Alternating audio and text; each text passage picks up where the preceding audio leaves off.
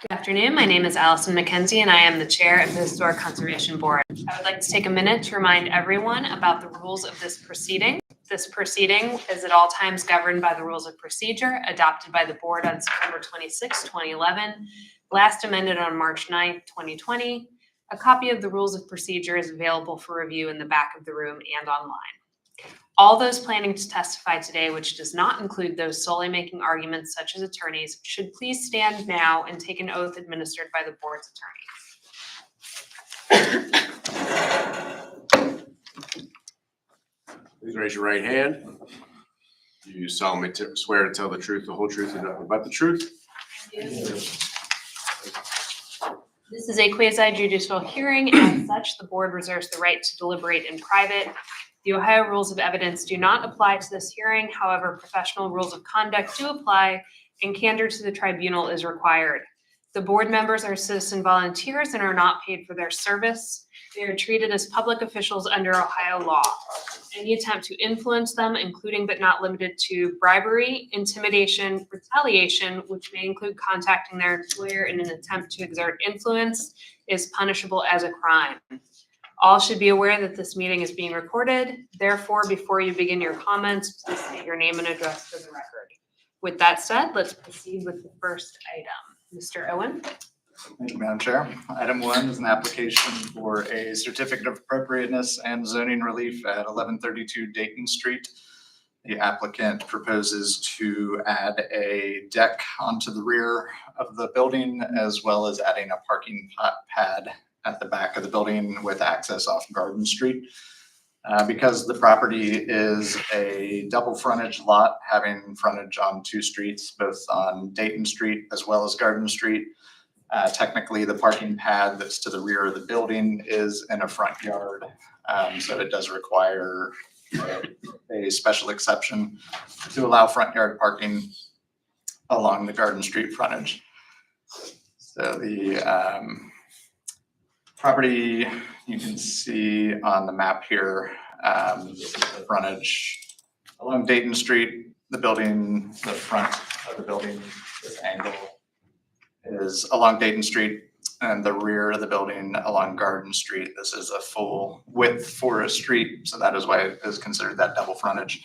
That being said, most of the properties, in fact, all of the properties on this block of Dayton Street are built towards the front of Dayton Street and have the rear dedicated to parking pads, garages, and other things that would typically be located on the rear of the lot. So this is consistent with the overall pattern of development to have the parking pad on the rear of the property along Garden Street.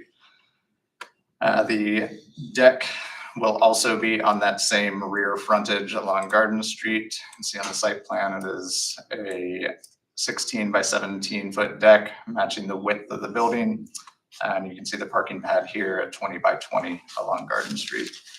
So the deck will be built at the location of the foundation.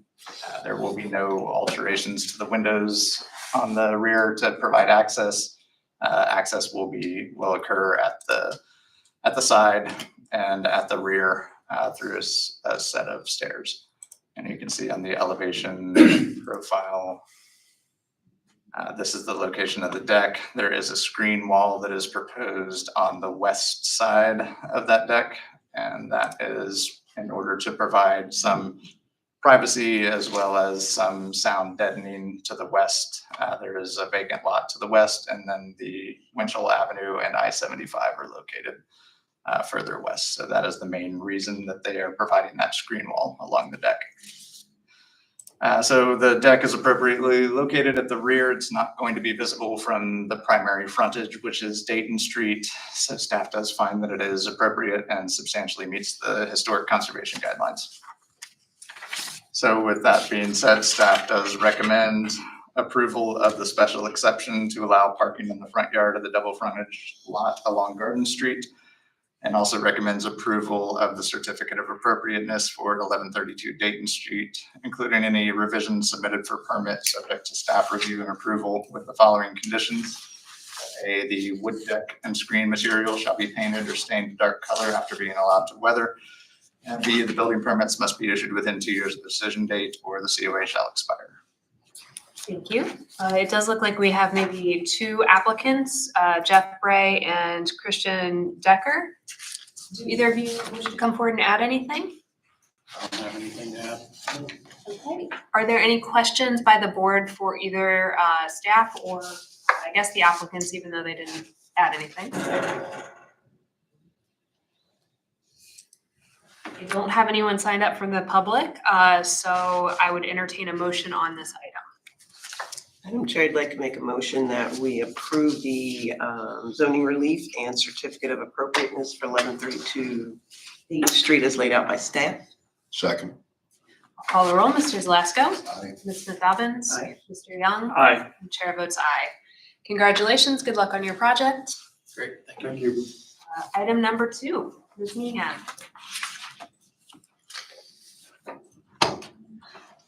Thank you, Madam Chair. Item 2 is a request for a certificate of appropriateness for a new garage that will be located behind the existing home at 24 Finley Street. This property is located in the Over the Rhine District. So 24 Finley Street is a 2.5-story painted brick Italianate building built circa 1885, and it is contributing to the Over the Rhine Historic District. It is a single-family residential dwelling located adjacent to other buildings which are residential in use or are vacant. Across the street is the Findlay Playground. The property is located on the north side of Finley Street between its intersection with Race Street on the west and Vine Street on the east in the Over the Rhine neighborhood. Rowan Court is located to the rear of the property, and the new garage will be accessed from the back off of the Rowan Court, which is essentially an alley. This is a gravel area currently. On the other side of Rowan Court is a large single-story building owned by Rookwood Pottery, which functions as its retail business. So here you can see the rear of the building where the garage will be placed. It has very limited visibility here except for a very small sliver on Finley Street. So the proposal is to construct a detached 1-story 2-car garage at the rear of the property with access from Rowan Court. A section of new 6-foot tall privacy fence will be installed between the house and garage along the western lot line. And as you can see here, the image of the proposed garage will be clad in a hardy board cement fiber type siding with a metal roof.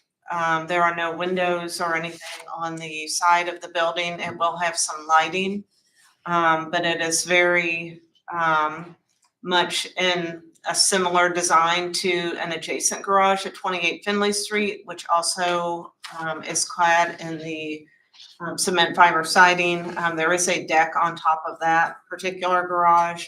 But it is of the same color as this one. So essentially the two garages will be will look very much alike here. So staff does recommend that the garage design is appropriate at this location, and staff recommends the Historic Conservation Board take the following actions based on plans by Todd Hornley, architect, dated March 4th, 2025. Staff does recommend approval of a certificate of appropriateness for 24 Finley Street with the following conditions: that the building permit must be issued within 2 years, so the COA shall expire, and that the driveway in front of the garage will be paved with concrete, asphalt, or paver blocks. And the applicant owner is proposing to do concrete at this location. So staff finds that the proposed project substantially conforms to the Over the Rhine Historic Conservation Guidelines. The detached garage is located at the rear of the property and will only be minimally visible from Finley Street from a very narrow opening on Finley. And the vehicular opening on the outbuilding is appropriate as it is accessed off a rear alley, not a primary or secondary street. The location of the garage is at the back of the building with only a narrow driveway leading to it. The cement fiber siding and metal roof are compatible to other outbuildings in the district, and the garage door will be the same color as the adjacent garage at 28 Finley Street, providing a cohesive appearance. Thank you. We do have an applicant signed up, Mr. Gramke. Here. Anything you'd like to add for us? No, I think it was all covered. Thank you. Okay. Are there any questions by the board for the applicant or staff?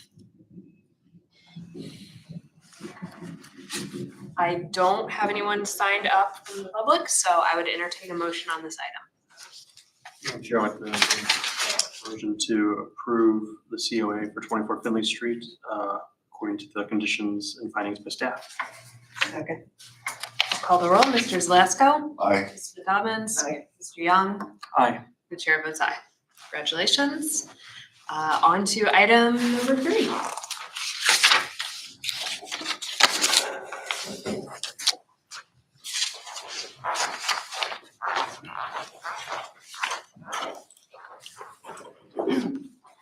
Thank you, Madam Chair. Item 3 is an application for zoning relief for the property at 1415 Republic Street. There is no certificate of appropriateness needed for this project, as no work is proposed to the exterior or the interior of the building for that matter. It is only related to the zoning relief.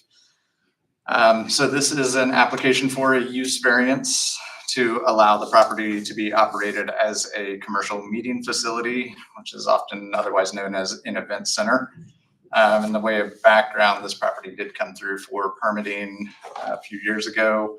It was originally applied for as a commercial meeting facility. However, that use is not permitted in this CCP, Commercial Community Pedestrian Zoning District. So the permit was denied at that point.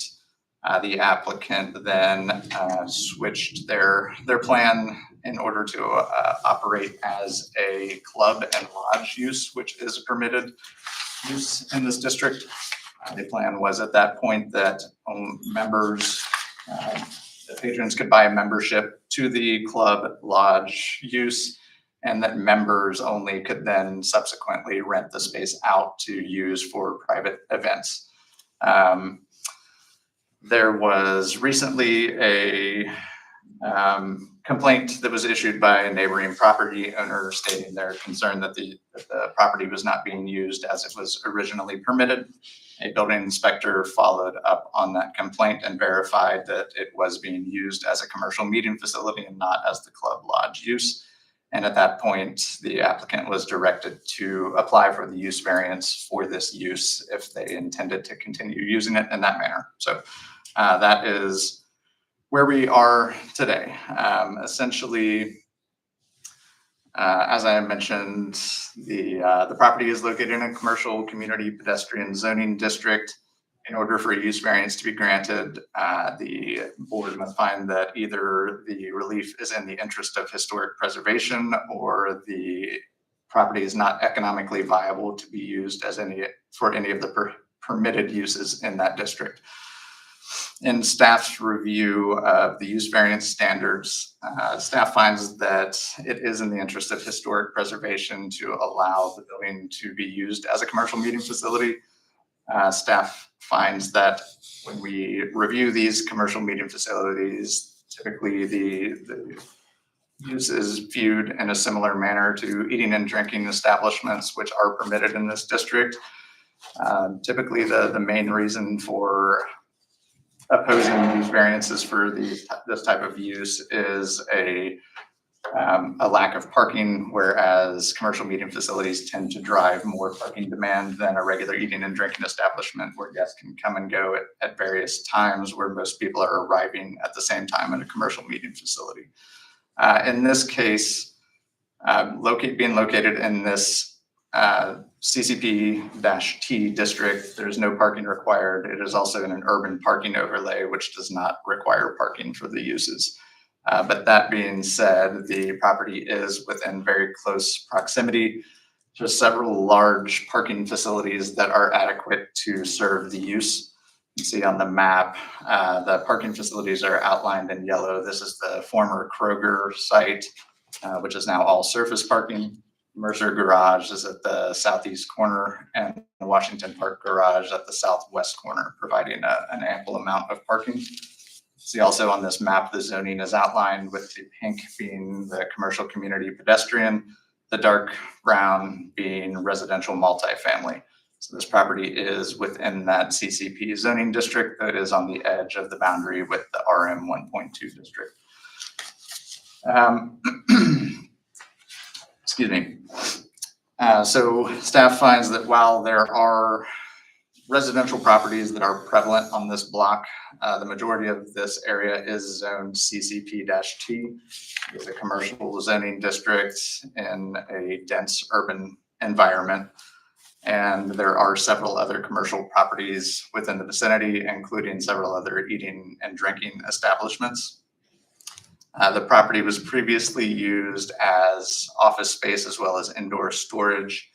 And the applicant argues that that use is no longer viable. Staff would tend to agree. The office market is not strong at this point in time, as most of us are aware. And indoor storage is not a permitted use in the district, so that would not be permitted there, and it would likely not be what we would desire for that building, as that would not provide any activity on the street. So with that being said, staff does find finds the variance to be in the interest of historic preservation, as that commercial meeting facility use will allow for the continuation of a viable business with no substantial alterations to the building, allowing it to retain its existing historic integrity. Staff would note that we did receive several letters of opposition as well as phone calls in opposition to the project. So I would like to just briefly mention that the applicant did submit a standard operating procedure document outlining how they are responding to many of the complaints that were presented. Primarily the complaints related to 3 separate areas, including traffic, noise, and trash storage. And each of these are addressed in that standard operating procedure document. Just would note that as far as traffic concerns, this Republic Street is a residential permit only parking area. I mentioned the adjacent garages and lots that are in close proximity, and would just also note that the applicant does, when an event is booked at the facility, the applicant submits parking instructions to the person who booked the facility, notifying them of the resident only parking on Republic, and also the locations of the garages that are in close proximity. There was also a loading zone that was recently installed in the front of the building to help with loading and unloading without blocking the street. And the applicant also states that adjacent driveways on this stretch of Republic are monitored, and if any vehicles are found to be blocking driveways, there is an announcement made within the facility. As far as the trash collection, currently the trash is primarily stored in the alley behind the street, which is gated off on both ends of the alley. This is the same condition as the other commercial establishments, both on Race Street and Republic utilize. So this is not a unique condition to the subject property. The applicant has noted that in response to conversations with neighboring property owners, they have a policy to only collect trash within the inside of the building during events and only take the trash to the outside storage area within the alley during approved hours. And then finally on the noise, there are windows and doors that are located on the front of the building. However, the applicant has noted that these windows and doors are typically not opened. Staff had recommended that if they are open, that those windows and doors be closed by 10 p.m. at the latest to help contain the noise inside the facility. And the applicant was amenable to that. Bar service within the facility ends at 10:15 and the venue closes at 11 p.m. So no patrons are left inside the building at 11 p.m. by 11 p.m. There's also an internal sound system within the building, and patrons that rent the facility are not able to bring in their own sound system. They must use the house sound system, which does include a sound limiter. And the applicant also stated that they do have a decibel meter on site, and they do routine checks during events, including the exterior at Republic Street, Goose Alley, and the adjacent park. They've also recently installed rope barriers and sidewalk signage during events, directing guests away from residential areas. So with those standard operating procedures in place, staff feels that the applicant is doing as much as they can, and in fact, much more than many other eating and drinking type establishments to help limit adverse effects on the area. So with that being said, staff recommends the Historic Conservation Board take the following actions based on the plans submitted by Drawing Department dated 2/16/2023. Approve the variance for use variance for a proposed commercial meeting facility use in the CC-P-T zoning district, with the conditions that A, the doors and windows shall be closed no later than 10 p.m. and B, the noise level shall comply with the noise ordinance in section 909-3 of the Cincinnati Municipal Code. Thank you. It looks like we have an applicant. Could you please identify yourself? Yes, I'm Jeremiah Moore. Is there anything that you would like to add in addition to what staff has communicated? No, but happy to answer any questions or add additional context if needed. We do have some members of the public signed up. Before we go to them, are there questions or comments from the board? I have a question, Madam Chair, for the applicant. Just out of curiosity, with the permits for the Club Lodge, but how did it change from Club Lodge to commercial meeting facility? Like how, that must have been done with the city application process. So what was the thinking behind that? Well, in terms of operating, nothing has changed. We charge a membership fee and waive it for any secondary or tertiary like bookings. Keep your voice up, please. Excuse me? Keep your voice up, please. So from an operating standpoint, nothing has changed. This change in the that we're seeking is really due to the fact that the random complaint and the building inspector walked through and their mind confirmed the complaint that we were not operating as a typical private lodge. Okay. And just my question on that. I do have a question for staff. Just Mr. Owen, do you know are there any zone districts that you're aware of where this is a permitted use in over the Rhine? I believe it's permitted in CGA and CCA as well, I believe. There are those districts on the western edge of the district. Central Parkway? Correct. Mr. Owen, so you weren't involved in the original approval, is that correct? I was, yes, on the original building permit as a club lodge, I did approve that because that was a permitted use. So you made, somewhere I think you made the comment, originally it was proposed as a commercial. Right. And it was stepped down in order to get the approval to a club. Correct. So to me, the club implies far fewer patrons than a commercial establishment. It sounds kind of sneaky to me in a way that. I will just say the original permits did identify it as a commercial meeting facility. After it was denied, I spoke with the applicant at that point. I believe it was the architect and notified them of the denial. And they subsequently submitted an affidavit from, or an operating statement from the Summer House group. At that point stating that they would shift to that club lodge use and require memberships and would still rent the space for events, but only to members. So At that point, it was approved because that is an approved use. I think that, not sure if it was a misunderstanding or just a different interpretation of how that club lodge should operate.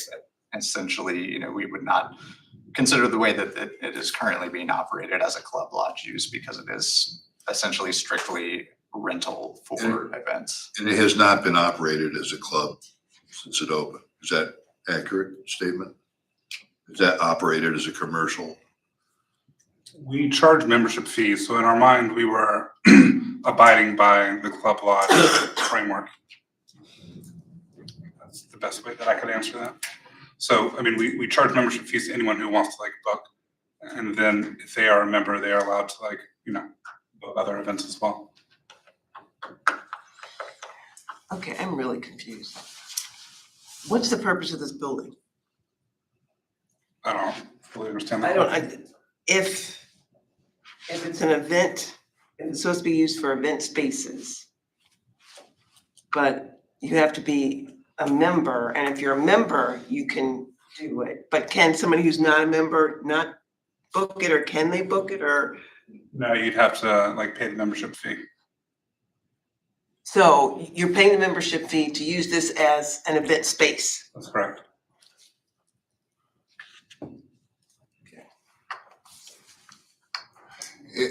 I'm sorry, in the operating document that was provided, is that where the neighbors' concerns have been addressed somewhat? Is that? The noise, garbage, those complaints? Yes. Okay. So it sounds. It just sounds like an end run to me. Well, I guess my question is, it sounds like there's often bar service. From a zoning and code perspective, what is the difference between an eating and drinking establishment and a commercial event space or meeting space? So a eating and drinking establishment would be more like just a standard bar or restaurant where they have typical hours that they're open and anyone can come and go within those hours as they please, order drinks or food and what have you. An event center is where a private party would book the entire space and then would have a private event there, also likely offering food and drinks, but it is set between those specific hours, and it is for guests of whoever it is that books that event. So it would not typically be open to anyone from the public to walk in. It doesn't have standard hours of operation. So I'm sorry, one more time. I'm old and I'm Polish. So have you been charging membership fees for the use up till now? Yes. But it sounds like you've also been operating it as a commercial. I'm a bit confused with the distinction between the two, which I think kind of leads us Well, to one's a club, one's private, one's not. Yeah, so the only non-private events that we do are events that we host. I believe the Jazz Night's the only one that's a public. The public's allowed to come in. Any other event that we've ever held at the venue has all been private and all been hosted by paid members. But obviously you'd like to open it up to. I just want to be able to conform and understand the standards with which the city is asking us to operate within. So to me, there's some gray area between these two things. There's also, in my mind, some gray area of what's the difference between a bar that has events and an event space. And legal hasn't given me a distinction. There's not a lot of precedent on what makes one versus the other. So, I mean, from my perspective, I just want to be able to operate within the confines that the city allows. And to me, some of those rules are a little bit murky or gray. Well, if that's the case, my observation would be to leave it as private club, because that addresses the concerns of the immediate neighbors better. Yeah, so from our perspective, that You would, just said that would be easy. I'm sorry, Well, that would be easy. We would just stop doing the jazz nights that we do once a month, because every other event that we host there is a private event by members. So if that's the ruling, then more than happy to keep the status quo and only have private events by paid members. And I think from a zoning standpoint, our concern is that, you know, typically we would not consider something that is only rented out for events, even if it is a membership associated with the event rental booking. We would not necessarily consider that a club lodge because it's still only being used It's not as a club. commercial meeting facility. You know, a club and lodge use would typically have a standing list of members, which it sounds like they do maintain the list whenever someone books. But it would be a place where they would have hours where they're open when events aren't happening, where members could come and gather and, you know, just have a drink or just sit and do some work or whatever that may be in the club lodge use. So from a zoning standpoint, I think that's the concern, is that if this were considered a club lodge use, it would need to have some other normal operating hours, and we would need to make sure that that list of standing members is maintained, and the building is not only used as event rentals. and that's not what you've been doing. Correct? That's correct. People are not freely coming in and out of the space when there's not a private event. So the only times that like people are in the space are during private events. Thank you. Any additional questions before public comment? Okay, I will go in order of sign in. Looks like Andrew Schaefer. This is the part of the evening where I butcher people's names, so apologies in advance. If you'd like to come up, identify yourself and give your address, and then we do have a 2-minute comment period. Yeah, my name's Andrew Schaefer. I'm at 1418 Ray Street, Unit 3, so just behind this. My big concern is with switching this, it's just gonna kind of disrupt like the fabric of like the neighborhood. There is a lot of residential right there, and you know, making it less desirable for people to want to live there is a big concern for me. Quick, thank you. Gregory, you're gonna have to do that one for me. Please come on up. Thank you. Hey, Jeremy. I have an additional, I'm a little nervous, so I have an additional handout. My name is Gregory Hyland, Hyland. I live at 1418 Ray Street, number 2. Thank you very much for the opportunity to speak. I also appreciate the staff's time that they put into this. I have these visuals if you'd like them. I know that that's up to you. First of all, I think Jeremy wants to run a good business, so my comments aren't specifically about Jeremy. My comments are specifically about the fact that the relationship that he has to the property owner is not disclosed, and I have some real concerns about what's being proposed here. The application isn't clear whether he is standing to request this change. Summer House is a tenant, 1415 Republic is the owner of the building. The owner hasn't spoken. I know the staff said that they could see that, but the owner has not spoken to other uses that would be already able in the zone. There was an ad and design agency in there previously, as was mentioned, and we do need other services in our neighborhood. When it comes to public interest, there's been 12 letters that were sent in by members of the neighborhood who surround this property.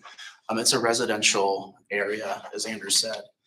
And those 12 letters represent roughly, at least conservatively, 25, probably more like 40 or 50 residents, especially if you include the letter from Over the Rhine Community Housing. The packet says that there was no opposition in the pre-hearing. We attended the pre-hearing. I know other members of the community attended the pre-hearing. There's no opposition is misleading. We're encouraged to send our letters in, and so we did. I'm very concerned that that the decision that's about to be made is going to affect my property and my neighbors' properties. The point made by the staff that we moved here in the packet, that we moved here knowing that this was a city. I just would like to show you the view out of my bedroom window. When I look out my bedroom window, I see a residential neighborhood. I could review those and share them with the board if, Sure.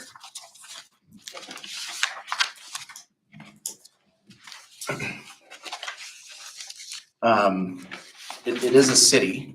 I understand that. sorry. Hang on.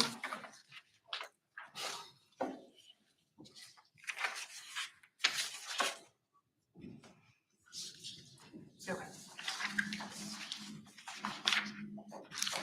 This isn't just about the hours that they're trying to operate their business. This is about the use of my patio, the use of my living room, my right to enjoy my home. The variance enshrines a permanent change that presents a threat to me enjoying my home. I appreciate that there's been SOPs written. However, when someday summer house is no longer there, the variance that you're granting will persist. So what's the message that we're sending the city? Hey, businesses, just do an end run around the rules. And if you just do it long enough, the board will eventually rubber stamp your request. And while you live in a city and your rights and space don't matter, only the businesses matter. I hope that's not what the board is recommending today. My property value, I bought this unit when I was broke with my partner in 2017. We bought this unit in 2017. We of course asked what that building was, and we understood what was in the commercial pedestrian zone and what it could be. Granting this variance will mean that if I go to sell my unit, which is what I'm likely to do if this is approved, then I'll have to walk out of here and I have to tell any prospective buyer that that's no longer CCP, it's an event space. And that will probably cost me the entire equity in our home, which is about $100,000 based on some recent sales. One of the neighbors listed their unit at $30,000 below market value. Another neighbor recently had to twice drop the value of their unit and they weren't able to find a buyer. So now they're inviting a renter. And although we do need spaces for renters in our neighborhood, I don't believe that that's going to create stickiness in the neighborhood. And I would like to stay in this neighborhood. This is not just about choosing to live in a city. It's about my rights as an adjacent property owner. The city took a very literal and narrow interpretation. I was just hoping to broaden that interpretation a little bit. The tenant does have a pattern and practice of skirting the rules. I don't think it's intentional. I think he's just trying to run his business. He has other locations that I think are wonderful, but where this location is completely surrounded by people's homes. He has always, this is from 2022, he has always intended that it would be an event space, even though those rules were always there. Mr. Island, we do have a 2-minute Thank you. time period. If you could go about wrapping up, I'd appreciate it. Sure, thank you so much. I hope that the city will stand by the zoning integrity. I think that building could be used for something really wonderful that doesn't require a variance to the zone. Thank you. Okay, Mr. Steinbrecher? Hello, my name's Andrew Steinbrecher. I also live at 1418 Race Street, Unit 2. Greg is my partner, and I am also opposed. And ditto to everything he said. Thank you. Let's see, it looks like Barbara Bell. So my name is Barbara Bell. I live at 14 West 14th Street. So I live in the Nicolay condominium building that is right around the corner from this. I want to clarify, when they originally applied for zoning, what they want now, it was denied. Is that correct? Mr. Owen, is this consistent with what you heard as far as their original application was several years ago? Generally, yes. And why was it denied at that time? I believe you've already indicated that it's not an allowable use, so the applicant made a change in the utilization. Is that a fair summary? Okay. So nothing has changed since that time, and the building has not been used as a club and lodge. Based on what I have seen, I do not have direct view of the building, but like most people who live down there, we walk all the time. Every time I am by that there's an event going on and it's not cold or hot, the doors are up.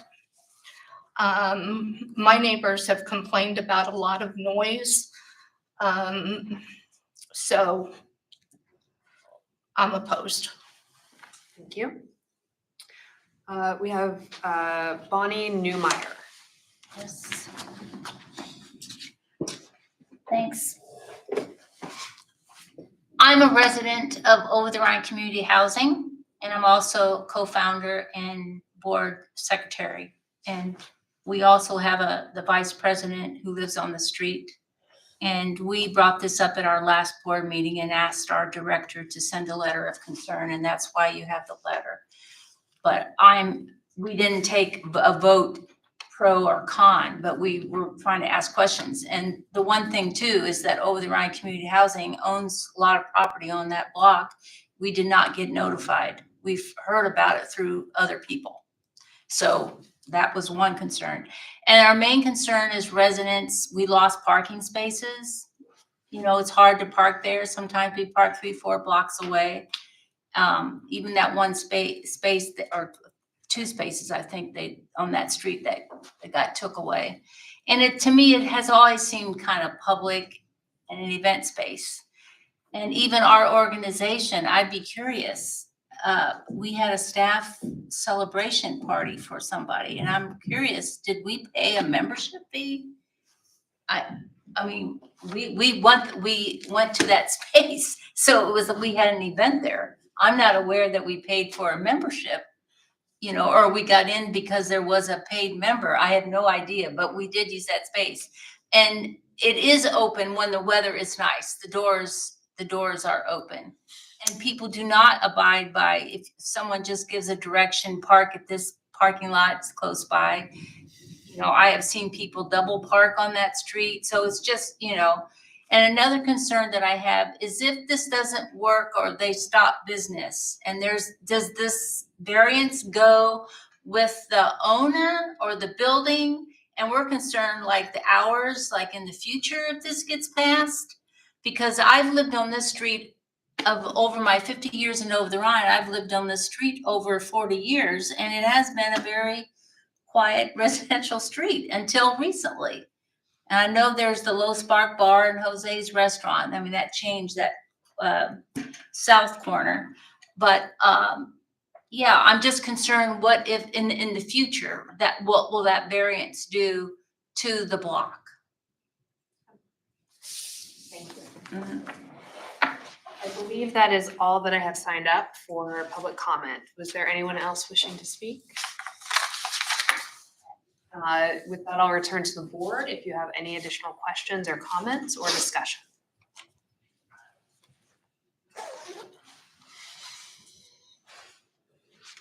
I'm not inclined to approve it. I don't think I understand the impact that's going to have on your business if we don't. Well, I'm not sure you could. I mean, I Yeah, haven't really seen sure you a could have reason events for if- why it should be changed. It's like it was voluntarily changed in the beginning to pass. And now we're saying we'll just change it back. So I'm really struggling with that process.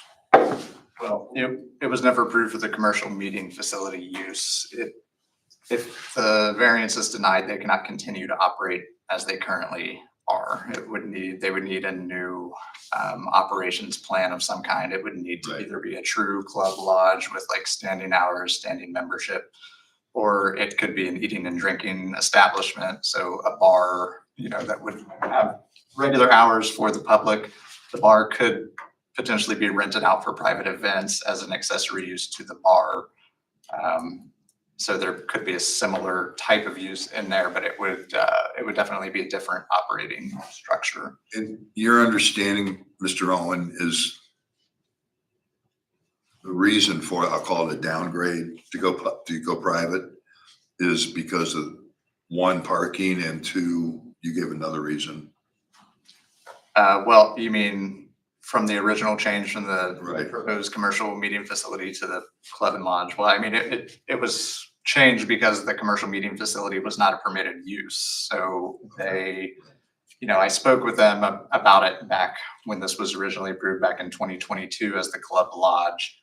So essentially, explaining that the commercial meeting facility wasn't approved use, they at that point decided not to pursue the use variance, and because they thought that the club lodge model could work for what they were trying to do. So that is the way that they've been operating. I think it's been, with the understanding, I think they believed that they were following the code, operating as a club and lodge use. weren't. But, from the city's viewpoint, when the building inspector visited it, did the walkthrough, it was determined that it was operating as a commercial meeting facility, not as a club lodge. So And my own personal bias is that functions are almost identical, but the frequency is going to be more often with a commercial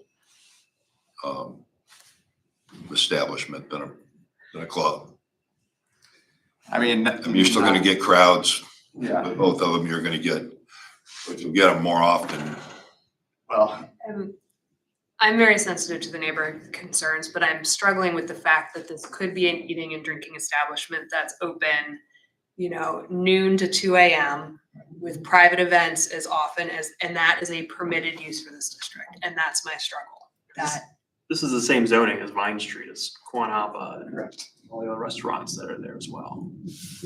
So that's entirely within their realm, and there would be no opportunity to even address any of these concerns that the neighbors have. I do think this is a bad position to be in where we have an operating business that, Yeah.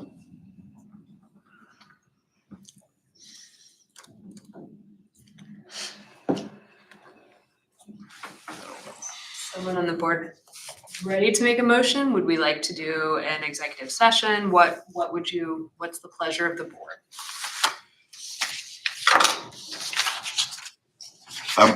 Madam Chair, I'm going to move to deny the application. Second. Call the roll. Mr. Zelasco? That would be, If you want to Aye. deny it, you would aye. Yes. Mr. Robbins? Aye. Mr. Young? No. This is gonna deadlock. The chair votes no. Mr. Attorney?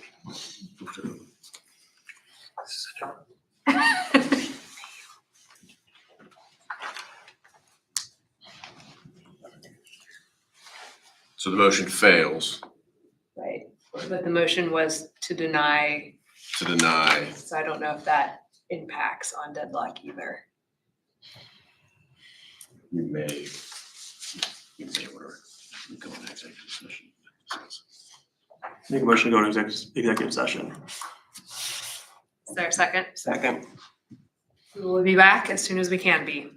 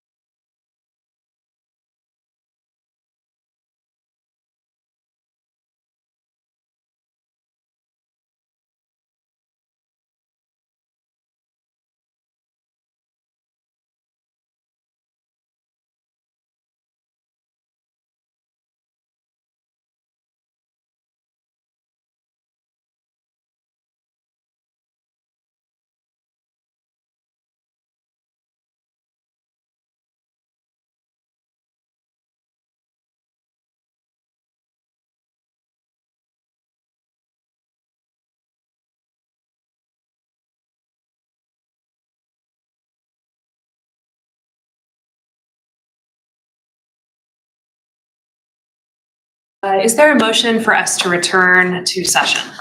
So moved. Second. All in favor? Aye.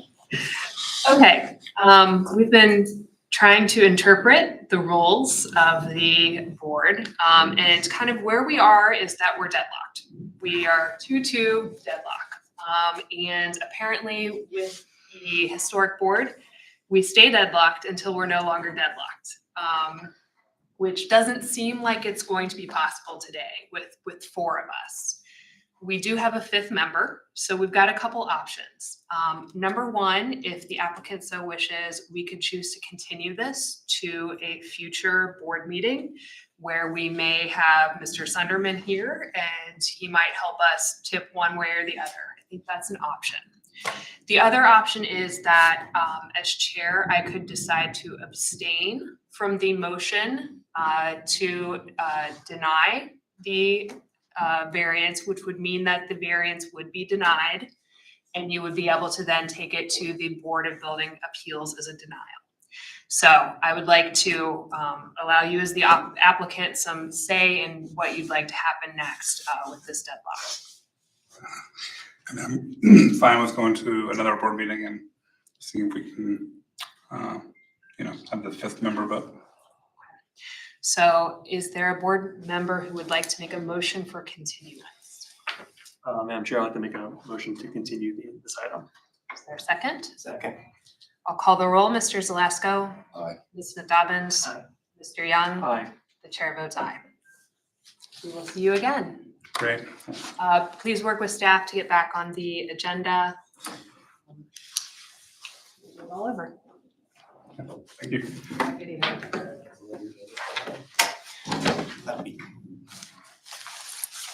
Will the new notice go out about everyone in the community about the new dates? I believe so, Doug. I assume the same notice procedures are in place for the new date. I believe so. That's. Okay, on to our other business. Mr. Owen, is that you? Yes, so we have 3 National Register nominations that have been submitted to us from the Ohio History Connection, and then we also have staff approvals for May. So happy to talk about any of those items as needed. Are there any questions or comments on, let's start with the National Register recommendations. My recollection is that these are just presented mostly for information, and we can choose to recommend their approval to the National Register. Correct. I'm sorry. Make a motion. I'm just gonna make a motion. Approve it. I was asking for questions first, but yes, that will be next. I do have a question. Who asked for these? So because we're a certified local government with the state, any National Register nominations that are presented to the state for their review are submitted to us when they're in our jurisdiction. So That's what I understood. So it came through that organization. We don't know who they asked them to put it together. what's that? The request is coming through this group, and we don't know who asked them. Well, it's the nominations are submitted to the state and the state forwards them on to the the applications, I believe, were in this round were primarily submitted by the ownership. I think the port submitted the Lunkenheimer. Port did for Lunkenheimer. Yeah. And then I believe the Madisonville, I believe that was initiated by the Madisonville Community Council. And the St. Leo the Great, I believe that's in conjunction with the renovation work that's going on with the school building, which we had put a local nomination on, local designation previously. So typically when it gets to this point from the state, there's no concerns from owners or opposition. By the time they send them to us, they already have the support for the ownership. Thank you. If there are no questions, can we do all 3 at once, or do you want them individually? All 3 is fine with me. Is there a motion on all 3 National Register of Historic Places, Historic District recommendations? I'd like to make a motion that we approve the letter We recommend. Oh, sorry, yes, we recommend the letter be sent on behalf of the historic preservation with the Lunkenheimer Historic District, Madisonville Historic District, and the St. Leo the Great Complex. Second. Call the roll. Mr. Zalesko? Aye. Mr. Dobbins? Aye. Mr. Young? Aye. The chair votes aye. Any questions or comments on the April staff updates? Good. Now I will entertain a motion on those. Madam Chair, I'd like to make a motion that we approve the staff approvals for April of 2025 as laid out by staff. Second. Call the roll. Mr. Zalesko? Aye. Mr. Dobbins? Aye. Mr. Young? Aye. Chair votes aye. Is there any additional business for today? I don't believe so. I will entertain a motion regarding adjournment. So moved. All in favor? Aye. Aye. Thank you, everyone. Thank you. Good luck. Good job, Madam President. Excellent work. Your yearly